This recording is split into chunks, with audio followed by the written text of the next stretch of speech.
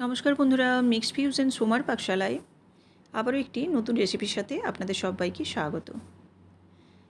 যেহেতু এখনও কাঁচা আমের সিজন চলছে, সেজন্য কিন্তু কাঁচা আম দিয়ে বিভিন্ন রকম রেসিপি বানানো হচ্ছে। তো আজকে আমি আপনাদের সাথে শেয়ার করব কাঁচা আমের আমসত্ত্ব।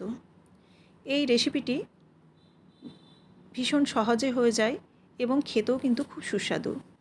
আর এটা কিন্তু আমরা সারা বছর সংরক্ষণ করে রেখে দিতে পারি। চাটনিতে বা শুধু বাচ্চারা এমনি খেতেও কিন্তু খুব ভালোবাসে। এই আমসত্ত্বের রেসিপিটা বানানোর জন্য চলুন কি কি লাগছে সেগুলো আমরা দেখে নিই। এই আমসত্ত্ব বানানোর জন্য প্রথমে আমাদের যেটা মেন উপকরণ সেটা হচ্ছে কাঁচা আম। এখানে আমি কাঁচা আম দিয়ে আমসত্ত্বটা বানাবো। কাঁচা আম এবং পাকা আম এই দুটো দিয়েই কিন্তু আমসত্ত্ব বানানো হয়। যেহেতু কাঁচা আমের দাম বাজারে একটু কম পাকা আমের তুলনায়, সেজন্য কিন্তু কাঁচা আম দিয়ে আমসত্ত্বটাও কিন্তু খেতে ভীষণ ভালো হয়। তো এর জন্য বেশ কিছু আমি আম নিয়ে নিয়েছি আর আমের খোসাটা ছাড়িয়ে নিয়েছি। আমের খোসাটা ছাড়িয়ে নেওয়ার পর খোসাটা খুব ভালোভাবে ছাড়িয়ে নিয়েছি। এবার কিন্তু এটাকে পরিষ্কার করে ধুয়ে নেব। আমটাকে ধুয়ে নেওয়ার পর এবার জল দিয়ে আমি সেদ্ধ করে নেব। এখানে আমের পরিমাণ দেখে জল দেবেন, কারণ খুব যেন পাতলা না হয়ে যায়, আবার খুব যেন কিন্তু খুব গাঢ় না হয়, অর্থাৎ তলায় লেগে না যায়। দেখুন আমি বেশ কিছুক্ষণ ঢাকা দিয়ে দিয়েছিলাম জল দিয়ে, তারপর কিন্তু আমটা প্রায় অর্ধেকটা সেদ্ধ হয়েছে। আবারও আমি বেশ কিছুক্ষণ ঢাকা দিয়ে দেবো, এবার বাকিটা সেদ্ধ হয়ে যাবে। আবারও আমি বেশ কিছুক্ষণ ঢাকা দিয়ে দিয়েছি। আর এখানে আমার আমের পরিমাণটা প্রায় 2.5 থেকে 3 কিলোর মতো। তো সেই কারণে কিন্তু একটু হতে আমার সময় লেগেছে, কারণ এতটা আম সেদ্ধ হওয়ার জন্য একটু কিন্তু সময় দিতে হবে। আপনারা চাইলে কিন্তু কম করেও করে নিতে পারেন। এবার দেখুন আমটা কিন্তু একেবারে সেদ্ধ হয়ে গেছে আর গোলাও হয়ে গেছে ভালো, একেবারে কিন্তু পাল্পটা বেশ ভালোভাবে বেরিয়ে আসছে। এবার আমি আটিগুলোকে আলাদা করে নিয়েছি আর এই পাল্পটাকে আলাদা করেছি। অবশ্যই আগে কিন্তু ঠান্ডা করে নেবেন, ঠান্ডা করে তারপর আটিগুলোকে হাত দিয়ে আলাদা করে নেবেন। এই যে দেখুন আটিগুলো আমি দেখাচ্ছি, এই আটিগুলো দিয়ে কিন্তু যে পাল্পটা আছে সেটাও কিন্তু জল দিয়ে এটা আমপানা বানানো হয়ে যাবে বা আমপানার আইসক্রিমও কিন্তু হয়ে যাবে। এবার দেখুন ছাঁকনি দিয়ে এই পাল্পটাকে ছেঁকে নেব। আর থিকনেসটা দেখুন যতটা মোটা হবে আপনার রান্নাটা হতে কিন্তু খুব তাড়াতাড়ি হয়ে যাবে। সেজন্য খুব একটা জল দিয়ে যদি খুব পাতলা করা হয় তাহলে কিন্তু রান্নাটাও দেরি হবে। এই যে দেখুন থিকনেসটা। এবার আমি গ্যাসে বসিয়ে দিয়েছি একটা কড়ার মধ্যে। ছেঁকে নিয়ে কড়ার মধ্যে বসিয়ে দিয়ে আমি গ্যাসের ফ্লেমটা কিন্তু ফুল জ্বালিয়ে থাকবে আর চিনিটাও দিয়ে দিয়েছি। চিনিটা এখানে আমের টক দেখে আপনারা পরিমাণ মতো দেবেন, কীরকম টক মিষ্টি খাবেন। তাছাড়াও এখানে আমার যেহেতু অনেকটাই আম আছে, প্রায় 2.5 থেকে 3 কিলো, সেজন্য কিন্তু চিনির পরিমাণটাও অনেকটাই লেগেছে। প্রায় 2 কিলোর মতো আমি চিনি দিয়েছি, কারণ আমের যে টক ভাব সেই টক ভাবটা কাটানোর জন্য আমি এখানে অনেকটাই চিনি ব্যবহার করেছি।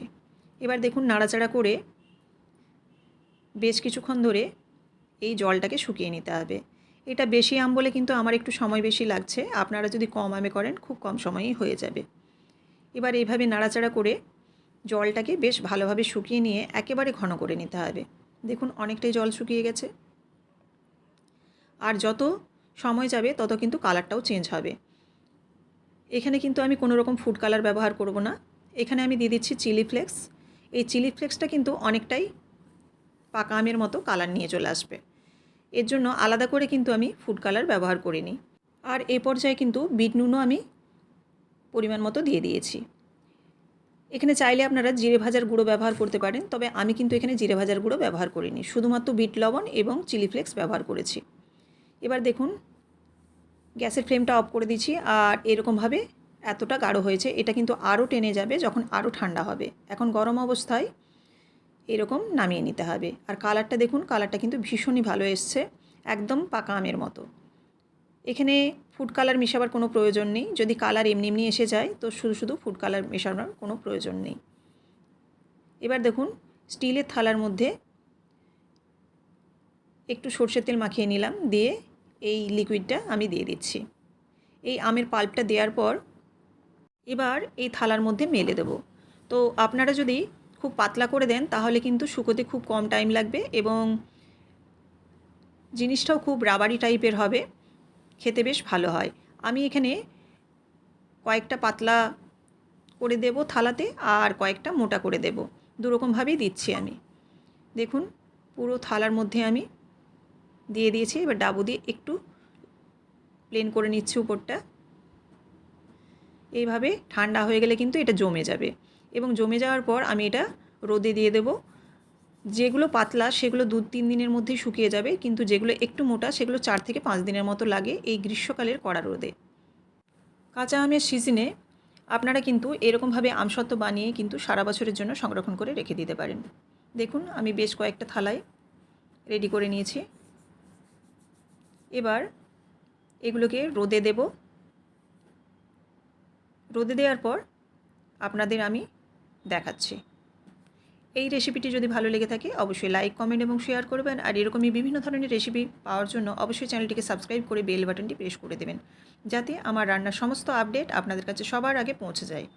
দেখুন শুকিয়ে যাওয়ার পর আমি এখানে একটু তুলে দেখাচ্ছি আপনাদের। দেখুন কতটা স্মুথ হয়েছে এবং কতটা সুন্দর হয়েছে। এভাবে আপনারা রোল করেও রাখতে পারেন, তাছাড়া আপনারা পিস পিস কেটেও রাখতে পারেন। তো আমি একটা রোল বানিয়ে আপনাদের দেখালাম। এইভাবে রোল বানিয়েও রাখা যাবে। আর আপনারা চাইলে কিন্তু এগুলোকে ছোট ছোট পিস করেও রেখে দিতে পারেন। এখানে দেখুন আমি পিস করে আপনাদের কেটে দেখাচ্ছি। এটি ভীষণ একটি মুখরোচক রেসিপি, বিশেষ করে বাচ্চারা এই রেসিপিটি খেতে ভীষণ পছন্দ করে। এরকম যদি বাড়িতেই আমসত্ত্ব বানানো যায় তাহলে কিন্তু বাজার থেকে আর কিনে খাওয়ার কোনো প্রয়োজন হবে না। তো কাঁচা আম থাকাকালীন আপনারা কিন্তু একবার হলেও ট্রাই করে দেখতে পারেন। এই রেসিপিটি কিন্তু ভীষণই ভালো হয় আর খেতেও কিন্তু খুবই সুস্বাদু। একদম দোকানের মতো আমরা যেমন বাজার থেকে কিনে আমসত্ত্ব খাই ঠিক একদম সেরকম, তার থেকেও বরং সুস্বাদু বেশি বলতে পারেন, কারণ এখানে যে ভাজা মশলাগুলো দিয়েছি এইগুলোর জন্য কিন্তু স্বাদ আরও বেশি হবে। দেখুন এখানে আমি স্লাইসও করে নিচ্ছি। তো এরকম পিস পিস কেটেও আপনারা রাখতে পারেন আর আপনারা রোল করেও রাখতে পারেন আপনাদের সুবিধা মতো। কতটা সুন্দর হয়েছে এবং দেখতেও কিন্তু একদম পাকা আমের আমসত্ত্বের মতনই হয়েছে। আপনারা এইভাবে বানিয়ে অবশ্যই আমাকে কমেন্ট করে জানাবেন যে রেসিপিটি কেমন হলো। আপনাদের কমেন্টের অপেক্ষায় রইলাম। আবারও আপনাদের সাথে দেখা হচ্ছে নতুন কোনো একটি রেসিপির সাথে। সবাই ভালো থাকবেন। ধন্যবাদ।